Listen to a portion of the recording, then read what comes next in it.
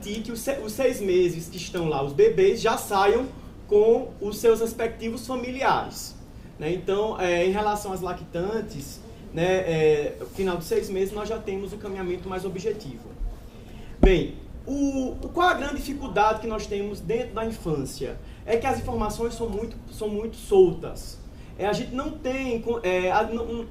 e aí se inaugura realmente, hoje eu posso definir para vocês, o trabalho núcleo é uma central de obter informações, quase uma delegacia de polícia, assim, em relação a obter, porque não se sabe onde a criança está, porque não é os adolescentes da Fundação Casa, a gente consegue identificar porque existe um portal. Diferente, hoje no Estado de São Paulo são 900 serviços de acolhimento, né? Fundação Casa 140, são 900 serviços de acolhimento. Então, e não existe um cadastro nacional de crianças acolhidas. Então, tudo isso vai repercutir, né, vai inaugurar dentro do núcleo essa obtenção de informações. Então, quando chega para a Michele, por exemplo, ela para encaminhar para o defensor da infância, acredito eu que não chega nem a 10%, porque não vai chegar a informação madura ao convívio. A não ser que a mãe que está no sistema penitenciário receba um mandado de citação, uma intimação, né? Algo mais redondo que consiga chegar a repercutir diretamente ao defensor público natural. Então, a gente tem todo esse processo, né? E que, de fato, hoje, né, nessa lógica de obtenção de informações, o mais rico para a gente, de fato, é o formulário que é preenchido na SAP e o formulário expandido que é já preenchido imediatamente com a articulação do CAN com as equipes técnicas que já estão nas unidades prisionais. Então a gente obtém essas informações e vai averiguar. A criança, porque a mãe fala assim, está no presídio, está no acolhimento em Americana. Possivelmente a Americana é uma cidade que tem no máximo 2 serviços de acolhimento. Então a gente consegue. Diferente da capital, que a capital hoje são cerca de 230 serviços conveniados, mais 70 não conveniados, e que acaba tendo um desafio maior.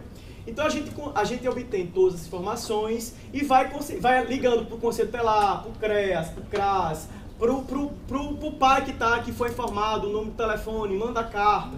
E aí depois de tudo isso, está no fórum do Tupi.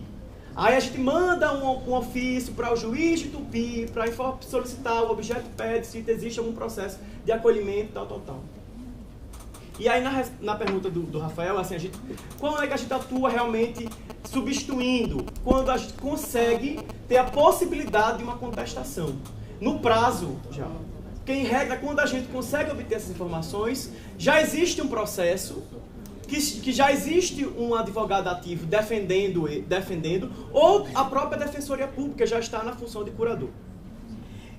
E aí a gente faz um trabalho remetendo as informações para o advogado ativo ou para o defensor público, que já está no processo, olha, as informações que nós temos é essa, para você conseguir uma defesa mais robusta. Enfim, resumindo, quais seriam os grandes objetivos para a gente na área da infância? Garantir que as contestações não sejam tão somente por negativa geral. Seja pelo defensor público, seja pelo advogado dativo. Ou que pelo menos... E aí, isso repercute também no seguinte sentido. Garantir que pelo menos a mãe tenha o direito de saber que ela está sendo processada.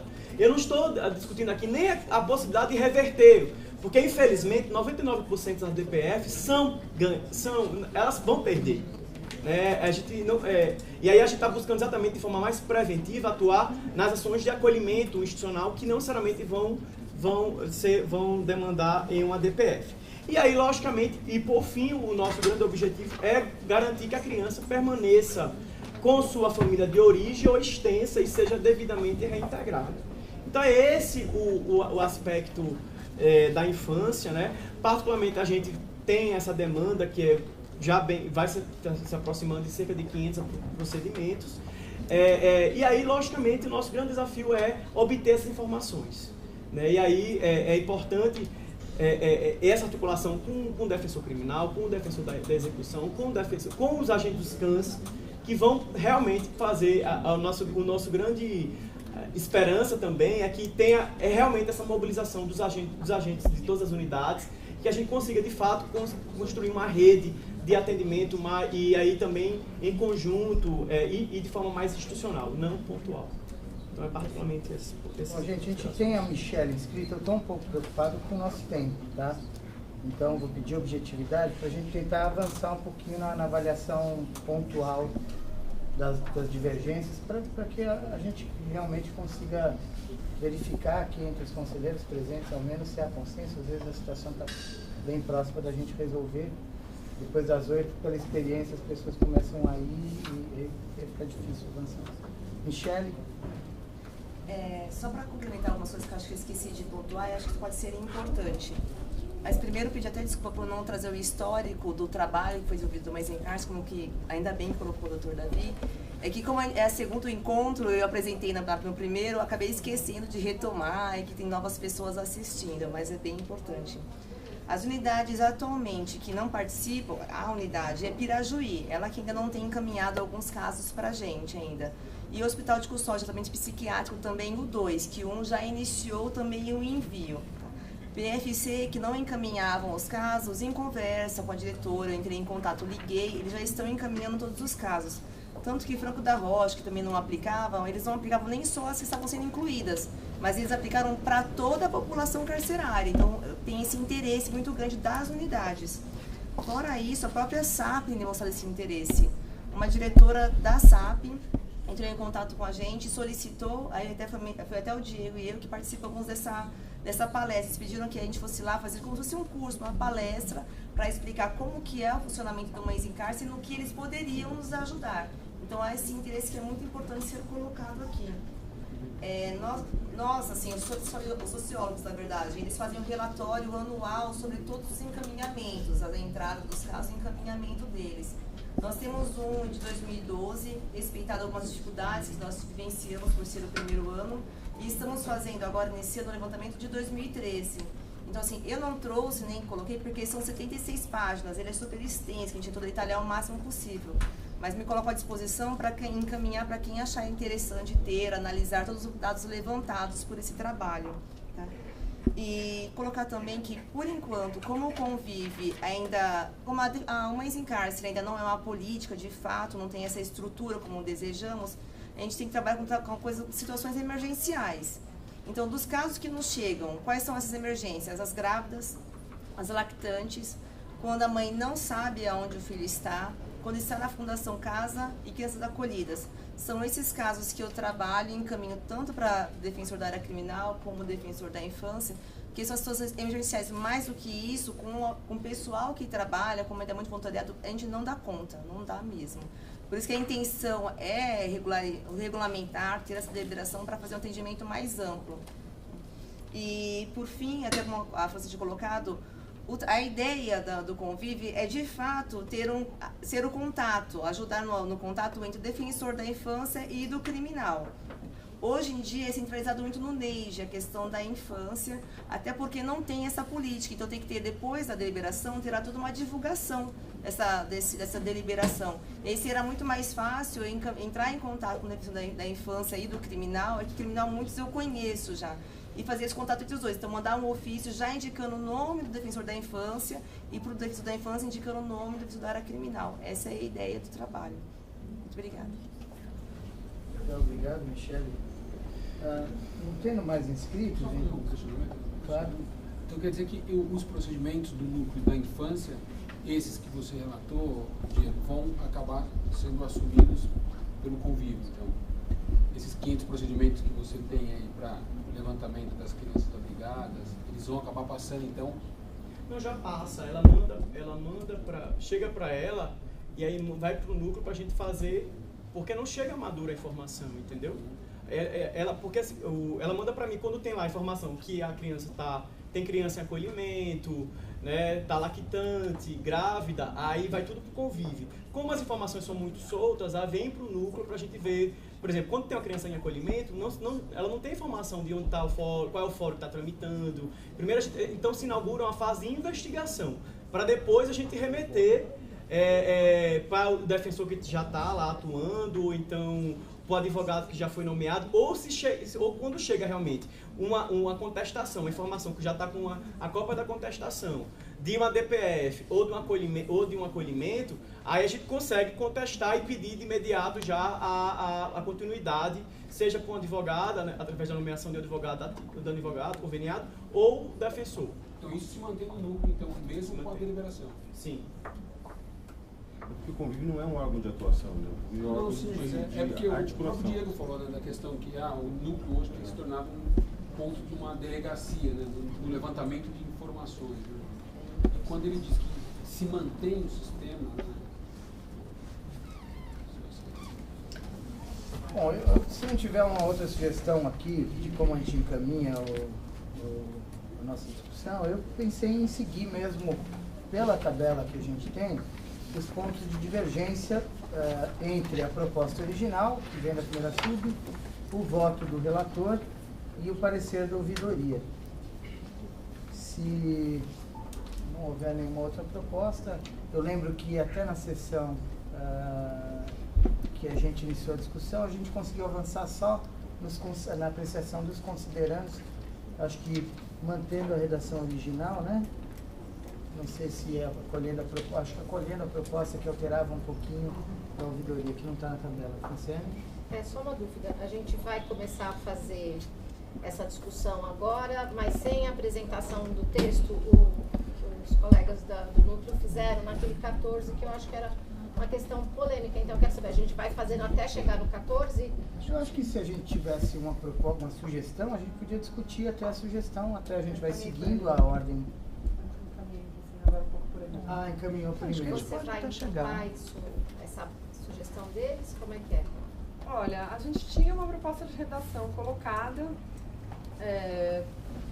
que reflete uma preocupação, sobretudo, da pastoral, que defende que a gente mantenha a redação como foi construída pelo Moacir. Mas acho que a nossa preocupação aqui tem que ser mesmo avançar. Então, se for necessário formalizar dessa forma... Se por acaso eu vou lembrar que aqui é uma reunião aberta, então a gente não está descrito ao regimento no sentido de quem formula. Então acho que qualquer ideia que pode surgir aqui na hora de uma nova redação, vamos construir um consenso por aqui, contempla a ouvidoria, contempla o relator, contempla aqui o proponente, e a gente pode já amadurecer, até porque a gente não vai deliberar hoje, né? Então acho que o mais importante hoje é avançar bastante na discussão, porque quando a gente entrar na discussão, isso vai ser fácil, espero, e rápido.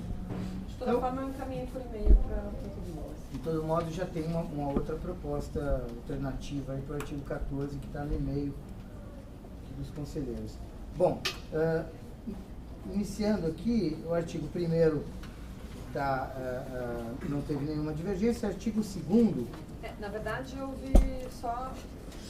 não, tá certo. Foi votado, né? Já foi votado. Foi votado, a gente pode ir no segundo. Não foi votado. Foram só os considerandos. Mas no artigo 1º, o voto do relator e do parecer da ouvidoria acompanham a redação original, então eu passaria para o artigo 2º, que tem uma divergência no início aqui do texto. Se me permite, Claro. a divergência aqui é com relação à necessidade de previsão de uma coordenação. Esse é um ponto já. Esse é o ponto, Perfeito, acho que é um ponto, tem uma discussão de mérito. Me lembro que na própria sessão, o José Moacir levantava como que fica no organograma institucional um serviço que não está bem atrelado a um órgão, ele não é uma atividade, mas vai ter alocação de servidores. Acho que é um ponto já para a gente avançar. Se você quiser retomar, Moacir. A grande preocupação aqui era colocar a menção de coordenação de coordenados para apenas inserir esse órgão dentro da estrutura administrativa da instituição, a fim de que houvesse o atrelamento a algum órgão superior para que pudesse exercer fiscalização, exercer comando. Do contrário, você tem um órgão alheio, né, à estrutura administrativa, e a noção acompanhar também, no meu sentido, ele acabava não explicitando efetivamente do que se cuida, né, o que seria acompanhar. Coordenar já é um termo mais unívoco dentro do sistema normativo. Se me permite, acho que ponderação, que inclusive foi retomada por esse grupo essa semana, foi na perspectiva de que a coordenação talvez não traga a dimensão de transversalidade que se pretende dar para a política. E aí, lembrando aqui, ó, no artigo 4º, inciso 3º, e no artigo 5, inciso 3º, já deixar claro que a coordenação vai ser do NESC e do NEIGE. Então, pois é, agora a Verônica falou. Eu tenho só uma dificuldade, que eu pensando às vezes de uma forma muito prática. Entendo o ponto que a Luciana traz em relação à transversalidade, mas tem umas questões práticas, tipo a questão da assinar o relatório da avaliação do servidor que a gente vai atrelar esse serviço. Então eu também compactuo um pouco de a gente talvez amarrar um pouco melhor, sem prejuízo da construção da transversalidade, a gente atribuir tarefas que são administrativas mesmo a um órgão. Eu tenho um pouco de... Pois não, Bruno. Eu acho que tem duas questões envolvidas, que é a coordenação da atividade, e esse é o nosso ponto. Eu acho que a gente não pode falar que essa atividade é coordenada, até porque ela envolve atividade fim. Eu acho que o órgão da administração abrir esse espaço para que a administração coordene a atividade fim dos colegas da ponta, dentro disso que acaba sendo uma rotina, quer dizer, traz modos de atuação, isso é complicado. E a ideia que esse grupo coloca é justamente no sentido de que isso deixe de ser um projeto e se torne uma política de atendimento absorvida por todos os defensores. E uma segunda questão é a coordenação do convívio. E isso a gente não teria oposição, tanto que a gente coloca na proposta que o convívio é coordenado pelos dois núcleos. Eu concordo com o Rafael quando ele falou que isso pode causar alguns problemas, mas ao mesmo tempo o convívio ele trabalha com matéria de infância e criminal. Eu acho que seria complicado falar que algum dos dois núcleos daria a última palavra, porque eu não me sentiria, por exemplo, eu não me sentiria habilitado a dar uma última palavra sobre algo que seja um encaminhamento da infância. Então eu acho que a gente teria que... Talvez resolvesse essa tendência, serão coordenados administrativamente pela primeira subdefensoria, para deixar claro que é uma coordenação meramente administrativa e não funcional no funcionamento.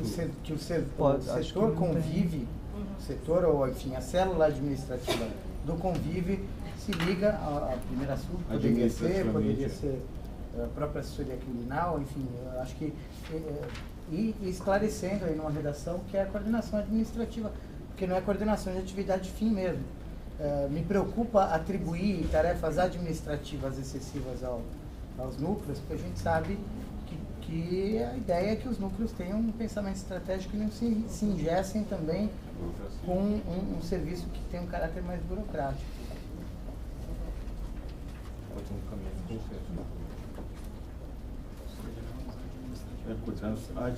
Coordenados administrativamente. Tinha pensado aqui nessa linha, né, no artigo 3º. eu posso consolidando aqui também. Ninguém pensaria numa coordenação da atividade funcional. Claro, Acho que o termo coordenação ele é voltado, e nós usamos isso para a finalidade administrativa. Tinha pensado na redação do artigo 3º, colocar: caberá à primeira subdefensoria geral coordenar as atividades administrativas previstas nessa deliberação, cabendo-lhe, entre outras tarefas, e aí permanece aquele realizar contato com entidades. Já no artigo 3º, né? Incisos, O segundo. Seria a inclusão de um inciso. Isso é o artigo 3º. E no artigo 2º, deixar os preceitos, aí eu pensei aqui numa redação. Os preceitos e atividades estabelecidos nessa deliberação serão acompanhados pela primeira sub, núcleo da infância, situação carcerária, promoção, defesa das mulheres, pela assessoria especializada Convive e apoiado, isso permaneceria igual. Deixaria o acompanhado no segundo, e daí no artigo 3º eu diria que a primeira sub coordena. Esclarece. Contemplaria, acho que é a nossa preocupação aqui. Você pode compartilhar? Mantém de apoiados para frente como na redação original, isso, né? O artigo 2º eu só mudei aqui a ordem, coloquei os preceitos e atividades, porque aqui está os preceitos estabelecidos nessa deliberação e as atividades delas decorrentes. Aí eu só mudei a redação para os preceitos e atividades estabelecidos nessa deliberação serão acompanhados pela primeira subdefensoria, núcleos especializados da infância e juventude, situação carcerária e promoção e defesa dos direitos da mulher, pela assessoria especializada Convive. Você acrescentou aqui então, né? Tá. e apoiados pelos agentes assistentes técnicos de defensoria classificados nos núcleos, os centros de atendimento disciplinar e na assessoria técnica psicossocial. Eu incluí aqui no artigo 2º e assessoria técnica do convívio, porque daí no parágrafo 1º fala assessoria especializada, fala do convívio, só que no caput ele não aparece, por isso que eu incluí ele no caput. E todos estão de acordo com, enfim, a retirada dessa oração que começa no considerando aí, né? Acho que está sobrando mesmo, né? A última parte do caput, do artigo 2º, tanto no voto do relator como da ouvidora, tem uma proposta de supressão que acho que não temos dificuldade, né? Então, mantém o acompanhado. Mantém o acompanhado com a Só que daí no artigo 3º a gente cria o a acerto primeira de súmula redação no coordenada. comecinho e a inclusão da assessoria técnica do próprio convívio no caput. Não poderia ser, da forma como você colocou, coordenado pela primeira sub e depois apoiado pelo restante. Administrativamente coordenado. Isso. Coordenado administrativo pela primeira sub. E apoiados pelos núcleos e acompanhados. Eu acho que é do artigo 2º, né? Isso. Porque o artigo 2º ele não está falando especificamente do convívio. Por isso que eu acho que a gente precisa manter. Ele está falando dos preceitos estabelecidos e as atividades dela decorrerem. Então, isso, as atividades e os preceitos serão acompanhados. E a coordenação administrativa, eu acho que Eu acho até que mais claro. O Rafael está mais de acordo com o que a gente está. Porque ele não está falando especificamente do convívio. Porque todos têm que acompanhar, todos os núcleos, inclusive o convívio. Mas então, tem procedência o que ela está falando. Mas então, qual seria o sentido de se colocar que a primeira sub vai acompanhar? O que é acompanhar? Todos acompanham os preceitos. Não, toda administração acompanha. E aqui não é só a primeira, vai ter atividade no interior e a terceira não acompanha? Não, mas eu vejo eu vejo uma questão que, na verdade, assim, na divisão entre as subs, até a primeira que tem a interlocução mais próxima dos núcleos, porque é uma atividade que é transversal para a capital e do interior, considerada uma atividade estratégica. Então, a primeira, de fato, acompanha as atividades estratégicas dos núcleos, respeitando o espaço da autonomia dos núcleos por fixar e construir, dialogar suas prioridades, mas eu acho que estaria mais afeta aí, não sei. Não estou querendo mais trabalho, fiquem tranquilos. Pode ser da segunda e da terceira sub, mas está mais afeta. Acompanhamento, não há nenhum problema, só queria entender do que se trata o acompanhamento. Quais O são os acompanhamento, como a gente acompanha e faz reuniões mensais com os núcleos. A primeira sub faz isso. Acho que acompanhar é isso, seguir junto, né? Seguir junto, está par e passo da... A previsão da primeira subdefensoria nesse artigo, na perspectiva do que o Verônico colocou, não faz sentido. Talvez seja aqui um resquício de quando a atividade era centralizada na capital. Eu tinha entendido esse artigo 2º como colocando os órgãos que vão atuar ativamente dessa atividade. A primeira sub, porque vai coordenar todos os núcleos, o convívio. É isso. Entendi. Isso foi pensado. Não acompanhar de observar o considerando que a gente vai incluir o parágrafo no artigo 3º, prevendo a coordenação, daí talvez seja... A gente coloca que serão acompanhados Já tem pelas funções do subdefensorias artigo gerais competentes. da primeira sub. Não tem problema nenhum. Acho que isso é até o menos importante. É que em algumas questões, Marcelo, até na organização administrativa, como eu faço uma aquisição, uma licitação para capital que serve a capital e interior, como é a ideia, eu não coloco essa atribuição na segunda e na terceira, vai para a primeira. Esse é um critério administrativo que a gente construiu para algumas questões. Então, a coordenação administrativa dos núcleos é da primeira. É da primeira justamente porque os núcleos devem atender a capital e o interior, né? Então, justamente por isso. Vamos tentar seguir a proposta do Rafael em relação... Só para a gente depois operacionalizar isso, como é que está ficando o caput do artigo 2º? Quem é que está consolidando? Quem que está com esse? Será que a gente consegue ir consolidando? Quem está aproveitando? Sara? Se você pudesse, Rafael, a Luciana tinha começado a fazer. Como você tem uma proposta alternativa, mandar por e-mail, e aí ela já vai consolidando, de repente ela apresenta no próxima sessão um parecer aditivo. Se você não se incomodar, Luciana, que aí a gente já tem os consensos, pelo menos, diagnosticados. De repente a gente propõe até a votação dos consensos numa leva e se tiver ainda alguma divergência, não, por mim não tem coloca problema. Aí eu posso te mandar depois ou manda agora? Manda agora que eu já vou consolidando.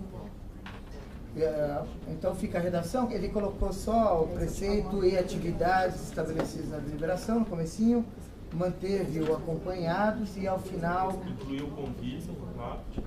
Incluiu o convívio, não é isso? Isso. E aí no artigo 3º colocaria a coordenação de atividades administrativas. Vamos só pensar aqui no parágrafo 1º, a gente já vai para o 3º. No parágrafo 1º, existe aqui uma diferença sutil. A proposta original, a assessoria que compõe a política de atendimento de que trata a presente deliberação será realizada por um grupo permanente denominado Convive. A proposta do relator, a assessoria especializada realizada pelos órgãos indicados no caput que compõem o política de atendimento será permanente e denominado Convive.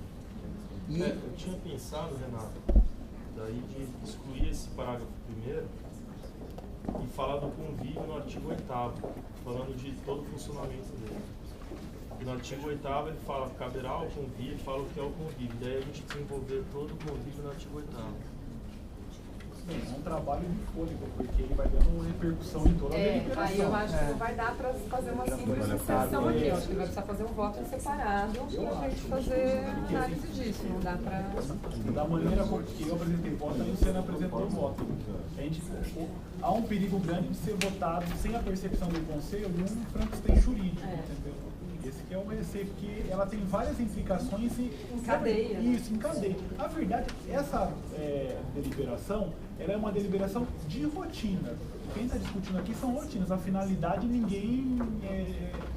não é controversa. Então, quando você altera um parágrafo, você pode estar prejudicando todo um sistema de rotina em cadeia. Não é assim. Bom, de todo modo, tentando pontuar aqui a divergência entre o voto do relator e a proposta original, porque se for assim, eu posso apresentar um voto misto para amanhã, então. Um voto não, mas uma proposta de deliberação. Mas, gente, uma coisa não exclui a outra. O que a gente está propondo é avançar no debate de ideias. De ideias para depois organizar, esclarecer e depois votar isso. Exatamente. Se a gente até se pegar na questão redacional aqui, a gente precisaria de 48 horas para finalizar a apreciação. O objetivo principal era que os conselheiros pensassem ali pontos que eles entendiam ali duvidosos, obscuros, como isso vai se dar na prática, e ser esclarecido em conjunto qual que é a finalidade efetiva, e não iniciar em redação e votação. Porque daí isso acontece no plenário com pauta e cada um apresenta seu voto. Como entender Mas não era isso que a gente fez no primeiro parágrafo, que a gente mexeu na redação. Então, e por isso que mas ele não... então não era pra gente estar fazendo isso. Não era. Mas ele não, a nossa preocupação é não ter um efeito em cascata. Aqui não teve nenhuma mudança significativa na estrutura que possa impactar, porque isso é bem difícil você olhar cada uma das mudanças e ver se ela não tem reflexo em nenhuma outra. Sim, mas aí tá, isso foi uma primeira sugestão. Acho que um ponto importante de discussão que há aí seria o coração do sistema é o convívio. E aí, assim, eu tenho um voto divergente uma metodologia que a gente pode seguir, e aí eu apresento como alternativa essa forma, é a gente destacar, como nós fizemos na ocasião da deliberação 89, pontos polêmicos. Então aí a gente vai fazer uma rodada, eu quero discutir Convive enquanto órgão, enquanto célula administrativa, eu quero discutir o papel da primeira sub, eu quero discutir isso e aquilo, e aí a gente faz o debate de ideias, porque de fato me preocupa, Gustavo, você tem razão, a gente começou mexendo assim, mas você vê que o tempo, a gente vai ficar falando de redação, acho que o consenso precisa estar mais focado na ideia do que na forma nesse momento para otimizar o tempo. Sem prejuízo, daí, talvez na sessão da manhã, a gente mudar a redação. Exatamente. Eu só queria, assim, na linha do que ponderou a Franciane quando a gente agendou essa reunião, foi justamente ter uma redação antecipadamente, poder analisar com calma, olhar. Eu acho que ter uma nova redação amanhã de manhã, sem a possibilidade de fazer o cotejo com o que já foi estruturado, olhando em cadeia, eu acho que a gente estaria cometendo o erro que a gente evitou na semana. Posso, Luciana, posso sugerir uma coisa? Vamos ler então os artigos, a gente vai passando um por um e os conselheiros vão se manifestando. Eu, por exemplo, quero discutir aqui o inciso que fala da atuação do NESC, né? Porque eu tenho um processo que repercute, até a Franciane falou que também teria dúvidas com relação a esse processo que trata das visitas de monitoramento. Mas não era assim que eu estava conduzindo até agora? Não, é porque aí... Eu estava conduzindo exatamente dessa forma, Luiz. Ele tem duas formas de condução. Uma é por destaque, outra é artigo por artigo. Consulto os presentes de que forma a gente continua conduzindo aqui. Renato, você me desculpa, mas você não estava conduzindo assim. A gente estava lendo o artigo 2º, aí fizemos uma modificação de redação. Agora eu acho que o José Moacir e a Luciana sugeriram diferente, para a gente só ler eu os conselheiros. Artigo por artigo, Luiz, desculpa. Não, eu estou sugerindo que a gente faça por destaque para otimizar o tempo. Mas se você preferir, a gente segue. Ou se acho que talvez seja melhor a gente pegar os pontos que tem dúvida e a gente tentar fazer um consenso. Aí amanhã a gente faz artigo por artigo para melhorar a redação. É isso que seria a apreciação por destaques. Então, se a gente tem convergência em relação a isso, eu queria que a gente listasse quais seriam esses pontos. Então, tem É que esse parágrafo primeiro, acho que é questão só de redação, entendeu? Eu não tenho nenhuma divergência em relação a isso, mas eu acho que ele pode estar melhor. Acho que esse parágrafo primeiro aqui está muito que eu ia sugerir, até em razão do avançado da hora, eu acho que seria importante a gente avançar nesse momento por destaque. Para que os conselheiros, eu acho que o ponto principal aqui para se discutir é o convívio. O primeiro a ser discutido, a estrutura dele e como ele vai dar essa interação com os defensores públicos. Com o objetivo de esclarecer cada conselheiro amanhã, se sentir apto a votar.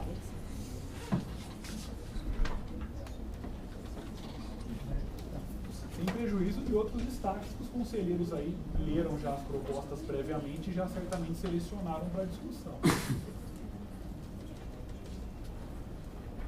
Então, podemos tentar rolar alguns pontos de discussão para a gente otimizar o tempo? O Moacir já adiantou que gostaria de discutir o convívio enquanto órgão, não é isso? Enquanto órgão e atuação, função dele. Enquanto órgão e enquanto função. A Juliana estava aqui, foi embora, ela tinha algumas considerações para fazer. Eu, na verdade, queria ouvir a Franciane e o Bruno Chimizo só a respeito da atuação do NESC. Do NESC, sim. A atuação do NESC no projeto. Eu queria planejamento. Isso até mandei um e-mail para o Bruno e para o Patrick e a gente ia começar a discutir, mas como nós marcamos essa reunião... E o artigo 14 da deliberação? Será que tem alguma outra coisa de fundo que está nos escapando aqui que seria importante avançar? Tem uma inovação que eu trouxe já na semana passada, mas que não surtiu nenhuma resistência, que é a inserção do artigo 22. Vamos colocar... Que as disposições constantes dessa deliberação também se aplicam às adolescentes mães internadas em unidades da Fundação Casa no que couber. É uma inovação, então acho importante. Acho que dificilmente também acho. Podemos colocar aqui. Artigo 22. Então vamos tentar seguir essa ordem. A Denise de Sorocaba está pedindo para falar. Vamos abrir o áudio lá e o vídeo.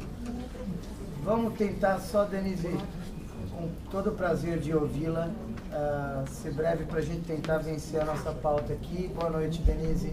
Boa noite, Renato. Obrigada pela oportunidade de me manifestar. Eu vou ser bem rápida. Estou te ouvindo falar, precisamos otimizar. E na verdade, eu não estou conseguindo entender direito o que está acontecendo. Então, não estou tão segura assim para otimizar nada, entendeu? Não sei se entendi, Denise. Se pudesse ser um pouquinho mais clara. Quando eu falo de otimizar, eu estou falando de racionalidade do tempo aqui da reunião. Então, mas aqui tem o tempo dos defensores. E eu, enquanto defensora, não sei se eu estou segura para seguir adiante, não sei se isso vai aumentar minha atribuição, se isso tem que ser pautado junto com a discussão das atribuições, estou meio insegura. Eu queria que você expusesse, então, rapidamente, porque a gente está passando por uma discussão por destaque, essas inseguranças para a gente ouvir, porque é natural, todos nós temos as inseguranças. Agora, existe uma proposta que foi construída com bastante tempo, com muita legitimidade, e que a gente está discutindo. Não discordo disso, da é forma totalmente regimental. legítima, mas só acho que faltaria uma discussão mais ampla com a carreira, entendeu? Com os envolvidos, para a gente não ter a sensação de que não participou. Tá. Você tem questões específicas em relação à construção, no que pode impactar o seu trabalho? Eu tenho isso que eu te falei, eu estou insegura e gostaria de ter mais acesso às informações. Quais informações especificamente, Denise? No que toca ao aumento de atribuições dos defensores e da minha área específica, né? Porque essa proposta engloba também família, violência doméstica. Aqui no interior, na minha defensoria, eu faço tudo. Faço família, civil, estou sob ameaça de fazer violência doméstica, criminal. Então, gostaria só de ter um acesso à informação, Renata. Acho que eu não estou pedindo nada demais, mas eu não quero parecer inconveniente. Tá, legal, Denise. Obrigado pela sua contribuição. A gente preza bastante a questão do acesso à informação. Se tiver questões específicas sobre fluxo, volume, números, esse processo é um processo, como todos aqui do Conselho, que é público, salvo ainda hoje os procedimentos disciplinares. Isso eu não sou boa em números, em projeções como você, mas eu estou querendo colocar minha opinião. Você que sabe se você quiser respeitar ou não. Obrigada, tá? Obrigado a você pela participação. E eu só queria lembrar aqui que isso já foi objeto de consulta pública. O processo está tramitando no Conselho há bastante tempo. E se você tiver questões específicas, críticas, sugestões de melhoramento, seja do procedimento aqui do Conselho, seja da proposta, a gente vai ter toda a condição de se debruçar sobre isso. Isso me permite? Claro. Deixar consignada a minha manifestação? Está registrada, Denise. Muito obrigado. Só fazer Obrigada a você. Uma ponderação, até o Bruno que está aqui presente me lembrou, esse fluxo já vem funcionando há 2 anos. Na verdade, não me parece que se em 2 anos houve um grande impacto no fluxo das unidades, que isso vai acontecer a partir de agora. Vamos tentar seguir aqui, gente. Eu lembro a carreira inteira que pode estar acompanhando que qualquer sugestão é bem-vinda, qualquer informação ela é franqueada. Mas olha só, a gente tem 4 pontos destacados pelos conselheiros para a gente tentar avançar um pouquinho na discussão de mérito, de fundo de ideias. O Moacir traz aí a questão do convívio enquanto órgão e suas funções. Se você pudesse puxar esse ponto, Moacir, eu agradeço. Luciana, você acha que é importante a partir de qual artigo? Deixa eu pegar aqui, Moacir. Tem um que a gente trouxe isso, na verdade, na perspectiva de... A gente incluiu a qualificação do convívio para tentar deixar claro qual era a questão. Isso está na página 5, artigo 8º. Posso resgatar o parecer do... desculpa, eu tô com outro... Eu acabei cedendo para a Juliana a minha tabela original, estou com uma numeração diferente. Mexi um pouquinho, mas não. Isso, o artigo 8º seria já exatamente. É o artigo 8º, não é isso, na né? página, na 4ª página. Não, é só o número de página para mudar um pouquinho, não tem? Se vocês tiverem só olhado assim, então... A 4ª página? Porque... Aí a Luciana me corrige se eu estiver enganado, porque pode de fato ocorrer um equívoco. Na proposta original, no artigo 3º, assim, caberá ao convívio receber os casos, registrar e encaminhar aos órgãos responsáveis. E lá no final da deliberação, no meio dela, havia ali a possibilidade do defensor público da área da infância, civil ou família, requisitar aos diretores dos presídios, aos presídios, as informações necessárias. Eu achei que isso não teria uma efetividade adequada, principalmente porque haveria ali por volta de 200 defensores, cada um oficiando a sua maneira, o seu modo, e a penitenciária e os diretores acabariam, em razão de uma ausência de identidade com a instituição, com a centralização de um órgão, não respondendo. E aí, em razão disso, eu acrescentei nesse artigo, que acabou virando o artigo 8º, caberá ao convívio receber os casos, registrar e encaminhar aos órgãos responsáveis, aí nesse ponto, além de proceder à coleta de informações e documentos necessários aos atendimentos que encaminhar. Tendo em vista, principalmente a estrutura, que não é uma estrutura ainda adequada, mas é uma estrutura um pouco melhor do que as defensorias de base possuem, tem a possibilidade da designação exclusiva de um defensor público para isso, na proposta de deliberação, e haveria a centralização no órgão que geraria a identidade, principalmente para diálogo com a SAP, com a Secretaria de Justiça e Cidadania, com os diretores do presídio, para que a gente pudesse receber as informações e propor as medidas, porque, queiram ou não, direito civil, processo civil, é prova, é documento. Não dá para ter uma efetividade apenas fazer as propostas ali sem estar embasado em todos os documentos necessários, como certidão da criança, endereço, por exemplo, geralmente é a avó ou um parente que fica com essa criança enquanto a mãe está em custódia. Se a gente não tiver o mínimo elemento necessário, a gente não vai conseguir ter efetividade na área civil. Então eu acho que esse é um ponto principal de discussão, né? A principal discórdia por favor. Acho que esse é o ponto de divergência do voto do Moacir para a proposta da ouvidoria. A nossa preocupação é de que forma a centralização não pode prejudicar a eficiência do projeto. À medida que você tem uma situação local que seria encaminhada para a capital, para novamente ser encaminhada para o interior. E havia uma questão formal também que nos preocupa, que diz respeito à previsão já existente na deliberação 187, que fala das atribuições dos agentes do CAN.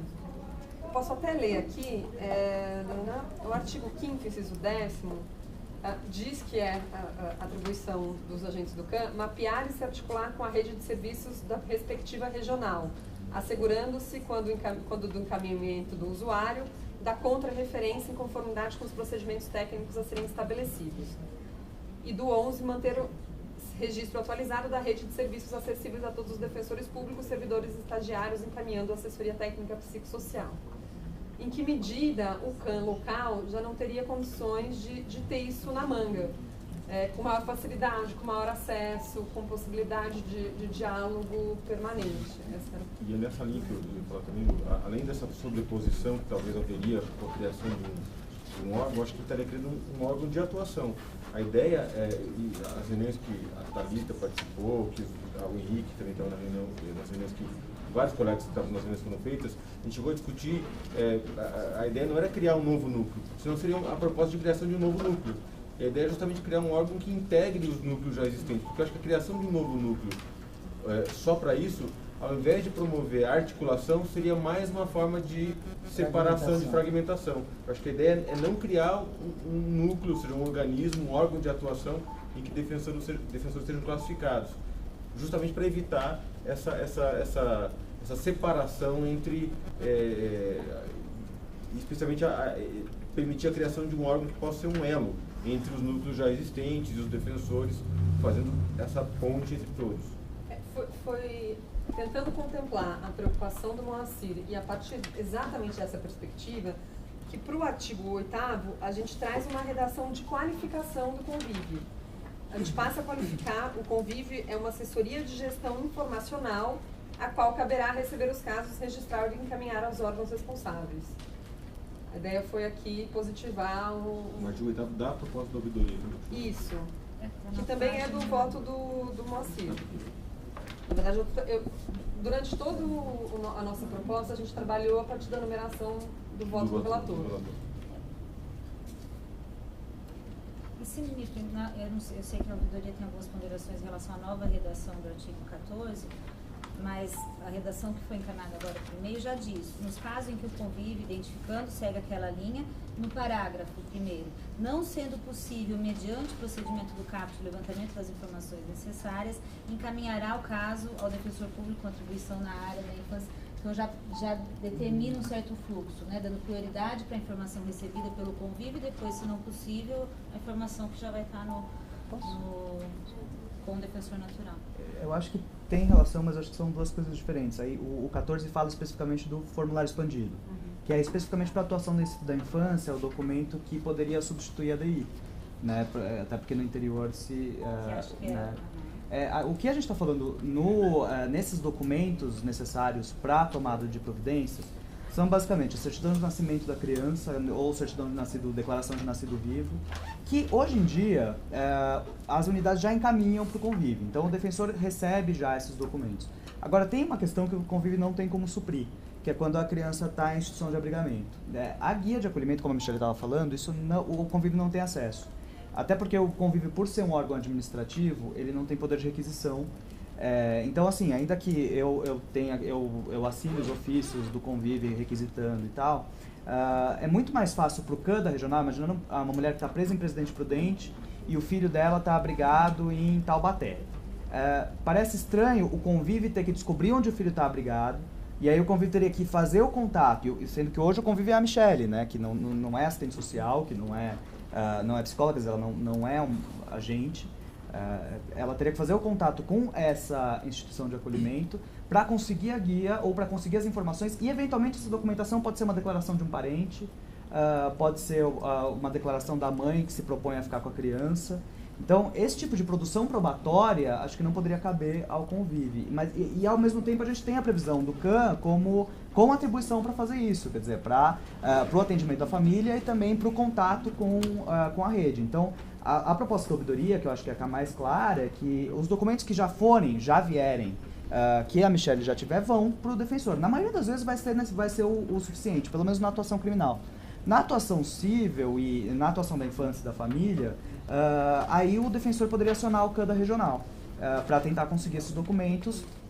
E aí é difícil o convívio fazer essa avaliação prévia de quais são os documentos que aquele juiz daquela unidade vai precisar para aquele caso. Então, parece que essa atribuição tem que ficar naquela regional que tem o contato do CAN com a rede de atendimento psicossocial daquela localidade. Nesse caso aí, Bruno, eu entendo a colocação que você trouxe, mas existe, aqui a capital, ela é sui generis. Existe no estado de São Paulo, para todas as defensorias, menos a capital, uma lista padronizada de todos os documentos essenciais para qualquer tipo de ação. E existe um ato normativo da Defensoria Geral, da Defensora Geral, que diz que nenhum atendimento pode ser realizado, nenhum PA pode ser aberto, se esses documentos essenciais não forem apresentados, como eu coloquei aqui, é o ato normativo 20. Então, existe já essa padronização que só a capital desconhece. Então, para cada ação existe ali um conjunto básico de documentos, que é o básico mesmo, não entra nessa particularidade do que cada juiz entende. Então, tem que ter a certidão de nascimento, tem que ter o RG, pelo menos, a identificação, o endereço da parte. Então, era mas talvez o CAN fosse o órgão mais habilitado para fazer isso, não? Acho que Só para esclarecer uma questão importante, a relação da pessoalidade que eu entendi que o senhor está expondo é em relação à unidade prisional. A unidade prisional, ela já nos encaminha, e o convívio faz isso, todos os documentos que eles possuem. A certidão de nascimento de uma criança que está com um familiar, isso o convívio não faz, não tem como fazer, e não gera pessoalidade, porque vai ser um caso, depois eu não vou ter mais contato com aquela família, será uma outra criança. Então aí entra o trabalho do CAN, que é o trabalho com os familiares. É essa questão. E assim, os defensores da infância, os que têm atuado, que eu tenho mais contato, que é a doutora Manuela, a Nália e a doutora Elisa, elas verificando a necessidade de algum esclarecimento, até com a própria pessoa que está presa, e até pais em cárcere estão aparecendo agora, que a Elisa me trouxe. Elas mesmas já escrevem uma carta para a pessoa que está presa, pedindo as informações que elas querem, se tem interesse ou não, ou se indica alguém. E as presas respondem e elas continuam na defesa. Assim, não está acontecendo nenhum impasse em relação a isso. É mais para tornar mais robusto a defesa, entendeu? Porque a defesa, infelizmente, em ADPF ou em acolhimento, ela é muito precária porque não tem informação. Então, quando as defensoras têm essa diligência de procurar saber, e a riqueza do formulário é muito interessante porque a gente vai sustentar em qualquer, no acolhimento, ou até um pedido de guarda que não for exaurido das formas de reintegração familiar.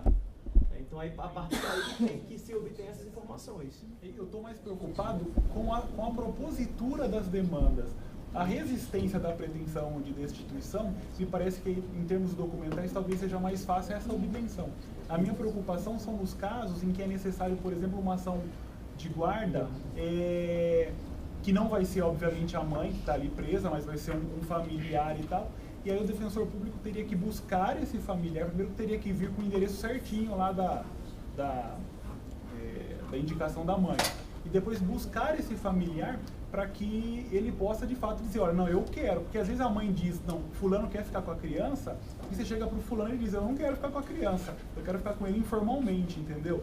Formalmente eu não quero ter a obrigação de... Mas isso já acontece, o defensor já não acontece. Encaminha não nesse tipo de ação, mas encaminha uma carta para a pessoa solicitando o comparecimento dela, a defensoria. Solicitando o comparecimento. É o comparecimento. Mas se esse for o fluxo, aí tá perfeito. Não, é o comparecimento, não vai atrás, assim, olha, em regra, inclusive, a gente manda muitas cartas, né? Seja para a própria mãe reclusa, ou para os parentes. Inclusive, assim, quando tem um parente que em uma cidade, olha, a criança indo para aí, ó, por exemplo, quando tem uma lactante, que sai o bebê e não é da cidade próxima, ó, vá procurar o AB da cidade para regularizar a ação de guarda.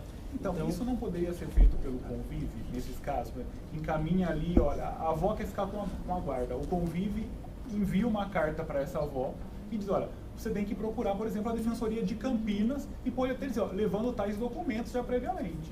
É que eu acho, aí se você não fixa a responsabilidade no defensor natural, que na verdade acho que essa é a ideia, estabelecer que o defensor natural tem que fazer essa diligência, claro, com a estrutura da unidade, muitas vezes isso vai chegar, a pessoa pode chegar na unidade e não há essa vinculação do defensor com aquele caso, ou seja, chega o assistido lá na unidade, o familiar do usuário, e o defensor nem sabe do que se trata, né? Porque o convívio que fez a diligência de chamar a pessoa que fez o contato inicial. Mas essa procura já é diária nas unidades.